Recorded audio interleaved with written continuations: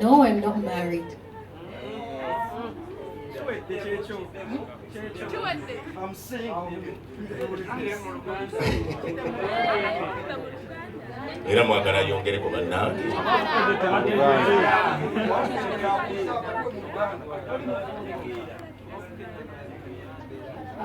Siri mufumbo. Tononya. Ndowooza agenda amaze okwebadde mwetaaga. Era kikomyawo temukyongeramu. Siri muki? Basibula b'ennyondoza, I want to thank you so much, the press. Ngenda kumukkiriza ajja kusigala baagala okukola one on one, ngenda kubakkiriza neffe gye tuyita official tube nga tukoze tutya tukimaliriza. Akasente nno kintu kitono nnyo ku sheeyo, kitono ddala. The people around me know that for me money, in fact my sister ali mabegaawo, the one wearing a red blazer, my little sister, bwe mba nga naye mu motoka, she hides money from me because nayo tuba tulina bye tugenda okugula tetutuuka nazo. But I've also realized through that giving that money is the very least you can ever give someone that needs help. The very least. Fubanga nnyo kulaba ng'ensigo gy'osiga esinga ssente. So it is kino na kyabu nanfusinza okubeera negamba kati akasente tugenda ganda tukabawa abantu kati we tutakabawa nga nnimba. So kyensinga okumanya nti omulimu gwa Mukama munze gujja kukolebwa nga bwagusiimye. Bwe nkyogerako nti akasente olaba charity ezigenda okubeera nga zikalinze n'ezigenda ogamba tetwakalabye ziba nyingi naye as the Lord wills. Ne wazikwata sente zonna ze bakuwadde n'asonga n'agamba za Godfrey era nze nzimuwa because wenzigaanira mba njemedde Mukama. So as the Lord wills, really, I know that sharing is a blessing and to me it's something I do without it. Era tetemutera okulaba nti ntaddeyo nti nayambye guuni nswala nze nga nze because sitetina organization nti tuleeta I use my own. So sirina nnyo wentera kusaba mpozi nga Mukama ngambye nti katugere tukwatagane ne guuni, but I rarely document what I do, rarely. But I also don't want to defend that I'm doing. The Lord shall be my judge. Okay. Makona, Sanyuka TV. Edwin. Gabi, how are you doing? I'm very well, thank you. Wayenze buli wenkulaba Amakola totandika. Kola. Mumanyi. Buli wenkulaba kinyongera essuubi nti nina okuba nti nywerera Mukama Katonda. Naye ekibuzo kyange kiri nti weezuula otya okuba nti olina okugenda oba olina okudda ku sayidi ya Mukama Katonda? Tosobola kwezuula yakuzuula. Ekibuzo kyange ekyokubiri omukulu Wizirija Katonda okwongerako akuzuula negenda okukkiriza okikola is on you. So kuliko abagaana kuliko abakkiriza ate nga nange mu myaka egyo yayita dda ensooka nange nemmira ppini naye nga mumanyi nti wa mukono gwa kisa he persuades you paka bukkiriza naye ate ng'osobola okugaana naye waliwo enatuuka neŋŋamba gano ge mazima and then I was willing to serve and voila, this is where we are. Bulijjane ebeeramu okukka n'okwambuka mubeeramu n'abalina negativity ate tosobola kubagaana kwogera Wizirija wali abantu bakulaba ensi president dawali abantu ensi ekulabye Gabi abamu bagambanga nti toli muyimbi toli wa gospel ne boogerezaako ebigambo bingi nfunye omukisa nti abamu ku baabyogera bali wano ono simanyi oba agenda kulya ebigambo bye naye President Wizirija otunuulira Gabi muyimbi wa gospel oba mwali mulina kyemuyisaawo ne pastor waali oluganda Yesu yeebazibwe badde simanyi nti ngenda kukomererwa ku bigambo bye saayogera naye jabbi I'll own them up. Ndowooza abannamawulire n'abali wano temundabangako ku press conference ya secular artist n'omu tekirisoboka era tekiribeerawo ze wembeera wonna ayina kuba gospel. So nkulembera federation erimu Makono obuzize ekibuuzo oli wa ddiini ki? Nzikiriza Mukama Katonda. Ate oli wa ddiini ki? Gye wavaamu bazadde bo kale abazadde bagoyinza okuwanga kukkiriza Musamize. Oli Mukatoliki si bwe waawo? Musamize. Kale kati ennyimba ze bayimba taata za gospel za secular mu church Za gospel. kati ekibuuzo gospel music kyeki gospel kyeki Abayimbi b'otwala. kati genda kuddamu gospel ge mawulire amalungi aga Mukama waffe Yesu Kristo mwana wa Katonda. Ebbanga lyonna lyembaddewo lyempulidde Gabi ng'ayimba ennyimba ze mmanyi ayimbidde Yesu waffe yekka bw'ati. Ekyo kyokka kimukwalifyinga okubeera omuyimbi wa gospel. Then si kyangu nammwe abasinga okwerekereza ebintu bye mwagala ennyo n'osalawo olivinga obulamu bw'okulwamukamu. Gabi bujulizi eri mmwe nti yeerekereza n'agamba omanyi ku lwa bulungi bwa Mukama n'obuweereza bw'endiko kambyerekereze mpeereze Yesu.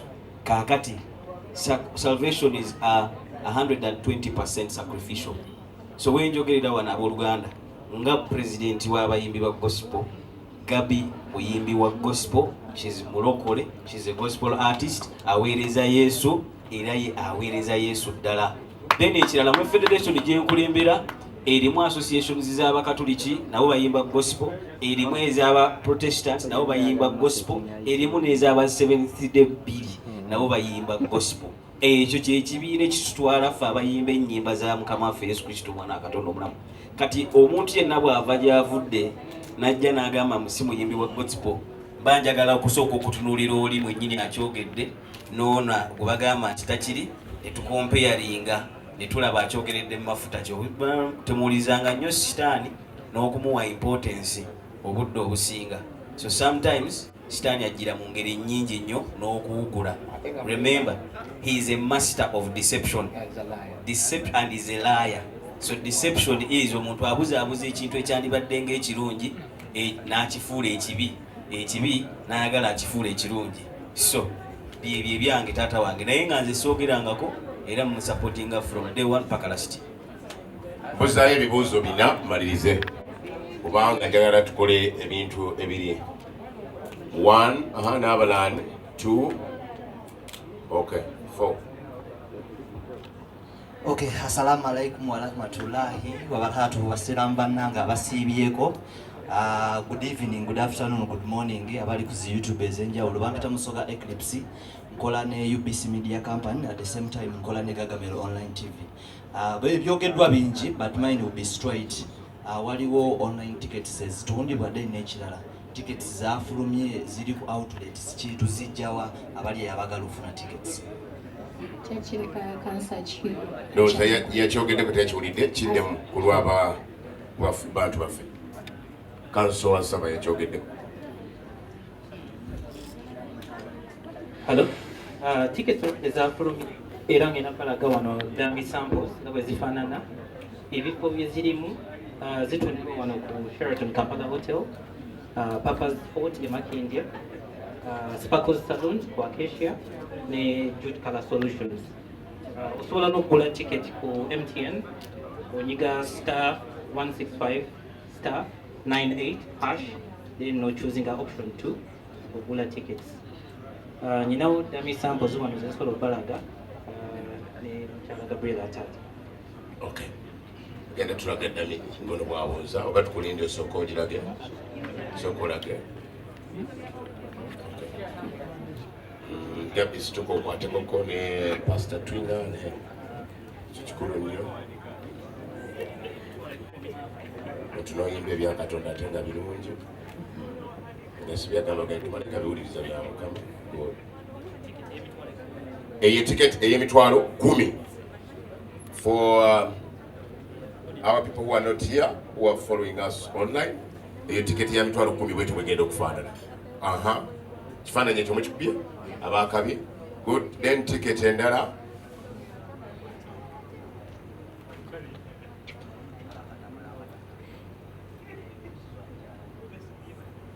eyo ticket ey'emitwalo 30 300,000 VIP. Cheza for yours. 17th of May. Nkiddamu 17 May. Mwerabira nnyo.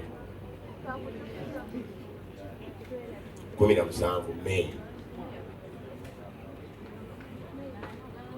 Lero 16 April ne 17 May temujjenja. Olwokutaano. Eyo ey'emiliyoni 3 emmeeza kwekyo bwefaanana.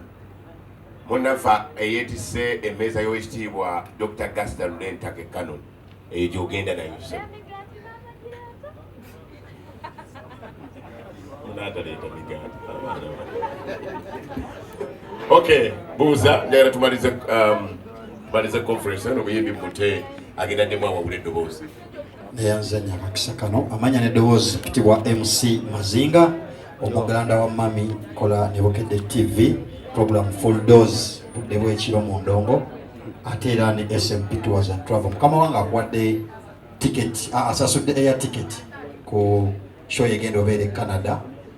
Nze nno nina ekibuuzo kigenda kwawukanako ku bya bonna ate era nsaba ansi ebeere nga ntuufu kuba tukola mawulire tukolamu research.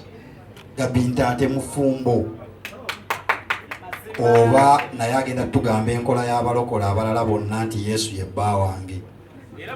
Tujja kusaba tufune ku ansi entuufu. Oyinza olinnya akanyonyi n'ofuneeyo omusama neyanziza mpozika akalala katono nnyo 27 the best of MC Mazinga ku Forest Resort.